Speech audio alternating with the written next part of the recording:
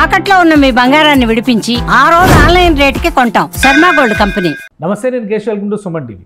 ప్రధానమంత్రి నరేంద్ర మోడీ దేశవ్యాప్తంగా 5,000 మంది సైబర్ వారియర్స్ని తయారు చేయాల్సిన అవసరం ఉందని ప్రకటించారు. దీనికి కారణం ఏంటి? సైబర్ సెక్యూరిటీ మన దేశంలో ఎంతవరకు పటిష్టంగా ఉంది, పదిలంగా ఉంది. అలానే రకరకాల ఫోన్ కాల్స్, రకరకాల విధంగా సామాన్య ప్రజల్ని మోసం చేసేటువంటి సైబర్ కేటుగాళ్ళ నుంచి మనల్ని మనం ఎలా కాపాడుకోవాలి? ఇది ఇప్పుడు అందరి మనసుల్ని తొలుస్తున్నటువంటి ప్రశ్న. దీనికి సమాధానం కనుక్కునేటువంటి ప్రయత్నం చేద్దాం. మనతో పాటు సైబర్ క్రైమ్కి సంబంధించినటువంటి రీసెర్చర్, అలానే ఈ రంగంలో విశేషమైనటువంటి కృషి చేస్తూ ప్రైమ్ మినిస్టర్ చెప్పినటువంటి వారియర్స్కి ట్రైనింగ్ ఇచ్చేటువంటి ప్రోగ్రాంలో భాగస్వామి అయినటువంటి సాయిరామ్ గారు మనతో పాటు ఉన్నారు. సాయిరామ్ గారు నమస్కారం. నమస్తే. సైబర్ క్రైమ్ గురించి చాలా ఎన్ని రకాలుగా చెప్పినా కానీ చాలా తక్కువ. ఈ మధ్య మళ్ళీ cyber crime awareness caller tune అని మొదలైంది. అవునండి. సో ఇంతకుముందు గ్యాప్ వచ్చింది, కరోనా ట్యూన్స్ మాత్రమే వినేవాళ్ళం. ఇప్పుడు మళ్ళీ మీకు ఎవరు ఫోన్ చేసినా, మీకు వీడియో కాల్లోకి వచ్చినా కానీ మీరు అలర్ట్గా ఉండండి, ఇట్లాంటివన్నీ. ఎందుకు ఇంత సైబర్ క్రైమ్ పెరిగిపోవడానికి రీజన్ ఏంటి? అలర్ట్గా ఉండాలి, ప్లస్ 5,000 మంది వారియర్స్ని తయారు చేసుకోవాలి. ఇది సెంట్రల్ గవర్నమెంట్ పెట్టిన టాస్క్. అంత కష్టం, అంత బాధ, అంత అవేర్నెస్ తీసుకురావాల్సినటువంటి పరిస్థితి ఎందుకు వచ్చింది మన దేశంలో? ప్రస్తుతం ఉన్న పరిస్థితులు చూస్తే ఏ గవర్నమెంట్ తీసుకున్నా కానీ సైబర్ అనేది నేషనల్ క్రిటికల్ మిషన్ అయిపోయింది. ఎందుకంటే క్రిమినల్స్ అనే వాళ్ళు ఎక్కడో కూర్చొని మన డివైజెస్ నుంచి డబ్బులు అనేవి ఈజీగా డ్రా చేసేస్తున్నారు. దానికి కారణం ఏంటంటే ముఖ్యంగా అవేర్నెస్ లేకపోవడం. అంటే ఒక మనిషికి డబ్బులు ఏ విధంగా వెళ్ళిపోతాయి అని తెలియకపోవడం వల్ల ఇప్పుడు డిజిటల్ మనం చూసింది ఏంటంటే రీసెంట్గా మీరు అన్నట్టు కాలర్ ట్యూన్స్ వస్తున్నాయి. ఎందుకు వస్తుంది? డిజిటల్ అరెస్ట్ అంటున్నారు. డిజిటల్ అరెస్ట్ అంటే ఏంటి? బేసిక్గా ఎక్కడో నేను హైదరాబాద్లో ఉంటే నాకు ఒక పార్సిల్ వచ్చిందని ముంబై నుంచి ఫోన్ చేసి ఆ పార్సిల్ మీకు అందులో డ్రగ్స్ ఉన్నాయని చెప్పి, లేకపోతే ఎక్స్పెన్సివ్ గూడ్స్ ఉన్నాయని చెప్పి దానికి మీరు ఇంత ట్యాక్స్ కట్టాలి, కట్టకపోతే మిమ్మల్ని ఇమీడియట్గా మేము అరెస్ట్ చేస్తాము, మీ మీద అరెస్ట్ వారెంట్ ఇష్యూ అవుతుంది. అంటే ఇక్కడ ఒక మనిషిని ఎలా భయపెట్టచ్చు అన్న ఆస్పెక్ట్లో క్రిమినల్స్ ఆలోచించడం వల్ల, అవేర్నెస్ లేకపోవడం వల్ల జనాలు ఏంటి తొందరగా భయపడతారు. ఆ భయపడడంతో వాళ్ళు ఏదర్ పే చేయడం కానీ, లేకపోతే వాళ్ళు ఏం చెప్పినా అది చేయడం. ఇప్పుడు డబ్బులు కాదనుకోండి, ఏదో పని చేయమండం, మీ మొబైల్ని హ్యాక్ చేసి అందులో ఉన్న కాంటాక్ట్ డీటెయిల్స్ తీసుకోవడం, ఫొటోస్ తీసుకోవడం, మిమ్మల్ని బ్లాక్మెయిల్ చేయడం, అలా ఒక చైన్ ఆఫ్ క్రైమ్స్ కింద జరుగుతుంది ప్రజెంట్. మీరు చూస్తుంటే ఇప్పుడు మీరు అన్నట్టు అమిత్ షా గారు last time 5,000 cyber warriors next 5 yearsలో క్రియేట్ చేయాలని తీసుకొచ్చారు. ఆ క్యాంపెయిన్ తీసుకురావడానికి కారణం ఏంటంటే మన దగ్గర క్రైమ్స్ ఎక్కువ ఉన్నాయి డిఫెన్స్ సిస్టమ్ కన్నా. ఆ డిఫెన్స్ సిస్టమ్ని ఇంప్రూవ్ చేసుకోవాలి అంటే ప్రత్యేకమైన ఏజెన్సీస్, బ్యూరోస్ అన్నవి చాలా నీడ్ ఉంది. వాటికి మనం ఇప్పటి నుంచి ఆర్మీ లెవెల్లో ప్రజల్ని కాపాడాలి అంటే ఆ ట్రైనింగ్స్ అన్నది మనకి నెససరీ. కానీ ఒకటి అంటే ఇప్పుడు అంత భయపడాల్సిన అవసరం ఏమొస్తుంది ప్రజలకు? ఇప్పుడు కాల్ చేసి ఫోన్లో ఉన్నటువంటి వ్యక్తి దూరం నుంచే మాట్లాడతారు, పక్కనే ఉండేటువంటి పరిస్థితి ఉంది. కానీ వీడియో కాల్లో ఫోన్ చేసి, వీడియో కాల్ ద్వారా ఇన్ఫ్లుయెన్స్ చేసి వాళ్ళు అనుకున్నది చేయించగలుగుతున్నారు అంటే దానికి రీజన్స్ ఏమై ఉండొచ్చు. ప్లస్ మనం వాడే డివైజెస్ అసలు వాళ్ళ కంట్రోల్లోకి వెళ్ళి ప్రతిదీ ప్రొటెక్టెడ్ అంటున్నారు కదా. ఇప్పుడు పెద్ద పెద్ద కంపెనీలు, పెద్ద పెద్ద బ్రాండ్లు అయితే సెక్యూరిటీకే టాప్ ప్రయారిటీ అని చెప్తున్నాయి. కానీ ప్రతి మొబైల్ హ్యాక్ అయిపోతుందంటే చాలా సులువుగా అవతల వాళ్ళు భయపెట్టేటువంటి పరిస్థితి కూడా వచ్చేస్తుంది. ఎందుకు? అది రీజన్ ఏంటి? ఒకటి, నెంబర్ 1 ఏంటంటే మీ మొబైల్ నెంబర్ అండి. మీ మొబైల్ నెంబర్ మీరు ఎక్కడికైనా వెళ్ళినప్పుడు, ఫర్ ఎగ్జాంపుల్ షాపింగ్ మాల్కి వెళ్తున్నారు, చెక్అవుట్ చేసే టైంలో వాళ్ళు అడిగేది మీ మొబైల్ నెంబరే. లేకపోతే ఒక మెడికల్ స్టోర్కి వెళ్తున్నారు, వాళ్ళు అడిగేది కూడా మీ మొబైల్ నెంబర్. మీరు మొబైల్ నెంబర్ ఇస్తే ఇంకా మీకు 20%, 40% డిస్కౌంట్ వస్తుందంటారు. ఎందుకు అంటున్నారు? వాళ్ళకి అది క్రూషియల్ డేటా. సో ఇప్పుడు ఎప్పుడైనా మీరు మొబైల్ నెంబర్ ఇచ్చినప్పుడు వాళ్ళని అడిగారా తిరిగి మా మొబైల్ నెంబర్ని ఎందుకు యూజ్ చేస్తున్నారు, ఎక్కడెక్కడ సేవ్ చేస్తున్నారు అని మీరు ఎప్పుడైనా అడుగుతారా? అడగరు. వచ్చే మన 20% డిస్కౌంట్ మీదనే మనము ఫోకస్ చేస్తాం. సో దానివల్ల ఏమవుతుందంటే డేటా అన్నది ఒక్కొక్క ఆర్గనైజేషన్ షేర్ చేసుకోవడం. అంతెందుకు మన పర్సనల్ బ్యాంక్స్ కూడా మన డేటాని షేర్ చేస్తాయి. మీరు ఎప్పుడైనా టర్మ్స్ అండ్ కండిషన్స్ చదువుంటే బ్యాంక్ నెట్వర్క్లో క్రెడిట్ యూనియన్స్కి, ఇన్సూరెన్స్ కంపెనీస్కి వాళ్ళందరూ కూడా డేటాని సెల్ చేస్తారు. అప్పుడు ఏమవుతుంది, మీకు మేము లోన్ ఇస్తామని కాల్స్ వస్తాయి. మీరు ఫ్రీక్వెంట్గా చూస్తే బ్యాంకులు కాల్ చేసేవన్నీ కూడా మన బ్యాంకులు ఇచ్చిన నంబర్ల నుంచే కాల్స్ చేస్తారు. అవును. లీగల్గా చెప్పాలి అంటే బ్యాంక్సే అవన్నీ ఫార్వర్డ్ చేస్తాయి. కానీ అదంతా మనకి తెలియకపోవడం వల్ల ఇప్పుడు మనం బ్యాంక్కి చెప్పలేం నా నెంబర్ని ఎవరికి ఇవ్వద్దు అని, కానీ అది ఒక సిస్టమ్ కింద నడుస్తుంది ప్రస్తుతం. కానీ వాటికి ఏంటి స్పెషల్గా పాలసీస్ అనేవి తీసుకురావాలి. సెంట్రల్ గవర్నమెంట్ కొన్ని కొత్త చట్టాలు తీసుకురావడం వల్ల వాటిని ప్రివెంట్ చేయొచ్చు. కానీ అప్పటి వరకు మనకి జరిగేటువంటి ఈ సైబర్ క్రైమ్స్ని కంట్రోల్ చేయాలి అంటే అవేర్నెస్ మాత్రమే అండి. ఎంతవరకు మనం ప్రజల్లోకి తీసుకెళ్తున్నాం, దానివల్లనే ఈ కాలర్ ట్యూన్ కింద ఒక 3 months రన్ చేయడము, తర్వాత నేషన్ అవేర్నెస్ కింద ప్రోగ్రామ్స్ మల్టిపుల్ స్టేట్స్లో వీటన్నిటితోటి త్రూ పోలీస్ కానీ ఎన్జిఓస్ నుంచి కానీ. ఒక డౌట్ ఏంటంటే ఇప్పుడు మీరు చెప్పిన దాని ప్రకారం ఫోన్ కాల్స్ మనకు ఫోన్ నెంబర్స్ తీసుకోవడం వల్లే కాల్స్ వస్తున్నాయి.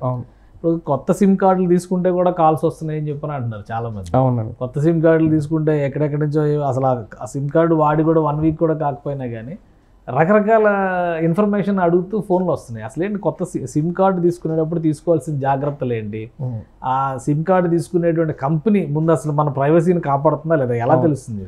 ఇప్పుడు ముఖ్యంగా కాలేజ్ స్టూడెంట్స్ని తీసుకున్నారనుకోండి, కాలేజ్ వరకు ఒక నెంబర్ వాడతారు, రాగానే కాలేజ్ బయటకు కొత్త నెంబర్ మార్చేస్తారు.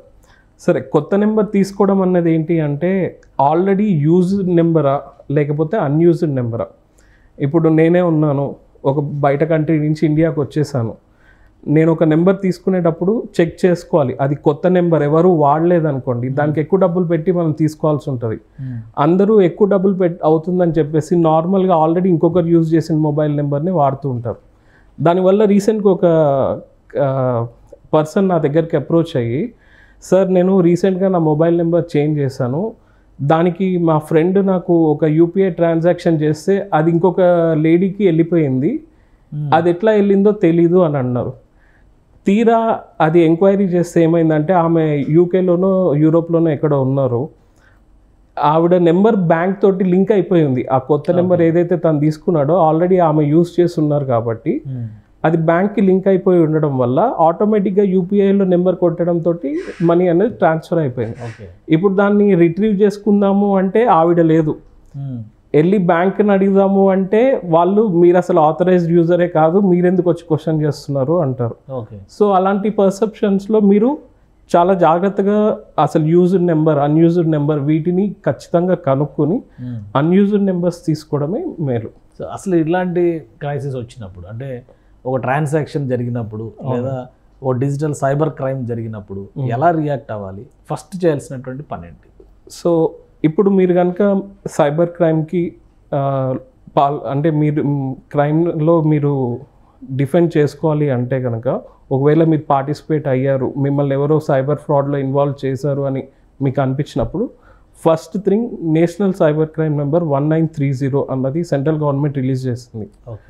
సో ఒకవేళ యూపీఐ ట్రాన్సాక్షన్స్ కానీ డిజిటల్గా మీకు ఏ ప్రూఫ్స్ ఉన్నాయో అంటే మీరు స్క్రీన్ షాట్ తీసి పెట్టుకున్నవి లేకపోతే మీ దగ్గర ట్రాన్సాక్షన్ రిఫరెన్స్ నెంబర్స్ ఏవైతే ఉన్నాయో వాటిని ఇమీడియట్గా మీరు సేవ్ చేసుకుని cybercrime.government.in gov.in అనే వెబ్సైట్కి వెళ్తే అక్కడ మిమ్మల్ని డీటెయిల్గా అడుగుతుంది. మీరు ఇమీడియట్గా ఇంటర్నెట్లోకి వెళ్ళి అక్కడ డీటెయిల్స్ అన్ని ఫిల్ చేసి నియరెస్ట్ ఉన్న పోలీస్ స్టేషన్కి వెళ్ళేసి ఆ కేస్ రిఫరెన్స్ ఐడిని తీసుకుని ఎఫ్ఐఆర్ ఫైల్ చేసుకోవచ్చు.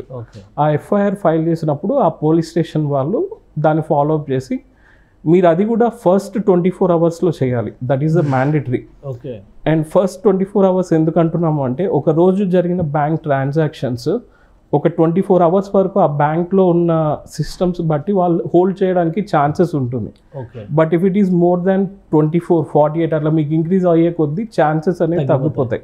ఎందుకంటే వాళ్ళు మనీ ఎక్కడో ఒక చోట విత్డ్రా చేసేసారు, ఆ మనీ అన్న ఆ అకౌంట్స్లో లేవు, అప్పుడు మనం ఏం చేయడానికి అవకాశం ఉంటుంది.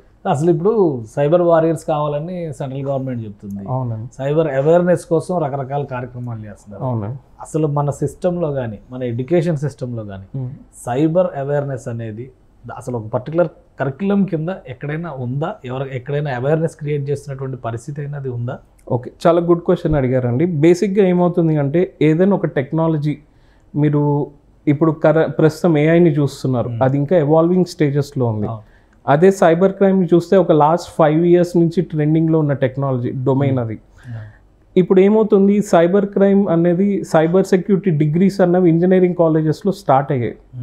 కానీ ప్రస్తుతం ఉన్న కరికులమ్స్ ఇండస్ట్రీతో ఎంతవరకు మ్యాచ్ అవుతుంది అన్నది మనం చూడాలి. బయట ఉన్న ట్రెండ్స్ ఎవ్రీడే మారుతున్నాయి. ఇప్పుడు మీరు క్రిమినల్ ఇన్వెస్టిగేషన్స్ తీసుకున్నారనుకోండి, చాలా ఛాలెంజింగ్ ఉంటాయి.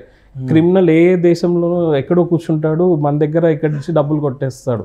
మనం చైనా అంటాము, యుఎస్ అంటాము, రష్యా అంటాము.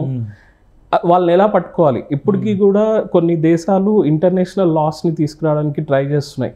దొంగ ఎక్కడున్నా కానీ పలానా అతను దొంగ అని ఐడెంటిఫై అవుతే అతన్ని ఆ కంట్రీస్ ఎక్స్చేంజ్ చేసి పనిష్ చేయాలన్నది ట్రై చేస్తున్నారు. అలాంటి మన దగ్గర ఎలా ఉంది? మన తెలుగు రాష్ట్రాల్లో పోలీస్ కానీ లేదా ఇంటర్నల్ సెక్యూరిటీ విషయంలో పబ్లిక్ సెక్టార్ కంపెనీస్ కానీ ఎటువంటి విధానాలు అనుసరిస్తున్నాయి? ఇప్పుడు ఆ సైబర్ సెక్యూరిటీ, ఆ ప్రొటెక్షన్ ఇచ్చేటువంటి కెపాసిటీ ఉన్న ఎక్స్పర్ట్స్ టీమ్ మనకి అవైలబుల్ ఉందా? ఖచ్చితంగా ఉన్నారండి. ఇప్పుడు మన దగ్గర కూడా సైబర్ క్రైమ్ టీమ్ 24/7 చాలా హార్డ్ వర్క్ చేస్తున్నారు. ఎందుకంటే మీరు రీసెంట్గా చూసిన స్టాటిస్టిక్స్ చూడండి, షికాగో గారు రిలీజ్ చేశారు. అందులో ఆల్మోస్ట్ 150 crores పైన అమౌంట్ని రికవరీ చేయడం జరిగింది. It's not a small thing. ఇంతకుముందు అసలు జరిగిన ఏం చేయలేని పరిస్థితి. ఇప్పుడు అట్లీస్ట్ మనీ రికవరింగ్ అనేది స్టార్ట్ అయింది. నెక్స్ట్ మనం క్యాచ్ చేస్తాం. లైవ్గా జరిగే అటాక్స్ని కూడా క్యాచ్ చేసి ప్రివెంట్ చేసే మెథడాలజీస్ని ఇంప్లిమెంట్ చేస్తున్నాం. సో అవన్నీ కూడా కొంచెం టైం పడుతుంది. బట్ మన దగ్గర టీం అనేది ఖచ్చితంగా చాలా స్ట్రాంగ్గా డిఫెండ్ చేస్తుంది. అప్పటి వరకు ప్రజల్లో కొంత అవేర్నెస్, అప్పటి వరకు ఖచ్చితంగా అవగాహన అనేది కావాలండి. ప్రతి ఇంట్లో కూడా ప్రతి ఒక్కరు వారియర్ అవ్వాల్సిందే. ఈ సైబర్ వారియర్ ప్రతి ఇంటి నుంచి ఒకరు ఉండాల్సిందే.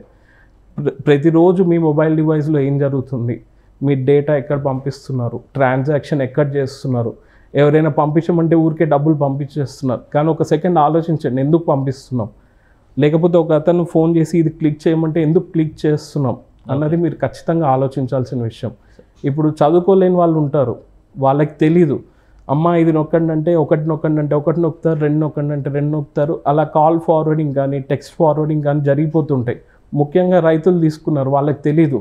వాళ్ళ బ్యాంక్ అకౌంట్లో పడే సబ్సిడరీస్ కానీ ఇవన్నీ కూడా దొంగలు ఇలానే దోచుకుంటూ ఉంటారు.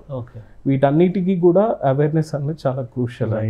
థ్యాంక్ యూ సాయిరామ్ గారు, మీ అభిప్రాయాలు తెలియజేసినందుకు. ఇది సైబర్ క్రైమ్ విషయంలో ప్రతి ఒక్కరిలో అవగాహన ఉండాల్సిన అవసరం ఉందంటారు. పైగా ఇంటికి ఒక సైబర్ వారియర్ తయారవలసినటువంటి అవసరం ఉంది. రాబోయే రోజుల్లో మరింత మంది కేటుగాళ్ళు ఎక్కడో దూరంగా ఉండి మీ జేబులు కొట్టేస్తారు, ముఖ్యంగా మీ బ్యాంక్ అకౌంట్లని ఖాళీ చేసేటువంటి ప్రమాదం ఉందని హెచ్చరిస్తున్నారు సాయిరామ్ గారు. ఇది special discussion. Keep watching. Suman టీవీలో మీ పర్సనల్ అండ్ బిజినెస్ ప్రమోషన్స్ కోసం కింది నెంబర్కి కాంటాక్ట్ చేయండి.